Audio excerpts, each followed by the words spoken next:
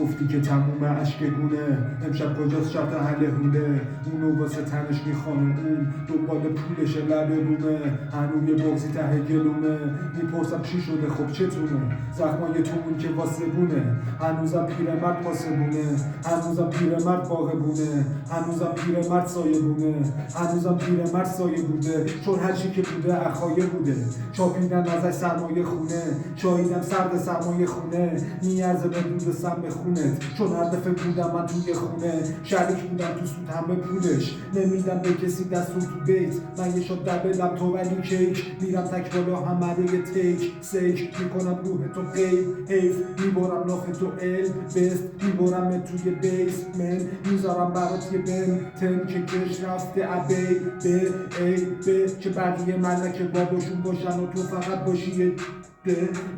که نداشتی میگشتی دنبالش و میشدی مل روژه قرمز تو میزدی میدادی نشون به بقیه بل میخندیدی تو بریشه همه رو صورتت نشسته گریه و حق بده یه روزی دیدم جاگل بیا توی صورتت سیکن فکر سرمو گم کردم مثلا من قبله من نبودم اینجوری بمونم اینجوری تقصیر خودم جلوه چشو خط شد واسه عبورت تو ولی اتوبان کردی این عبورو غرورو کشتم جنونو تجربه کردم من غروبو برو بود تو و اصلا من میگم اون مانا رو برد واسه که من بود تو زمینی من کنه چون احساساتی نیستم یا ریدی جلومو افتخاری نیستم ولی یه رو میگی بالا میبینی که صدا من پشت هر کفلو مال تو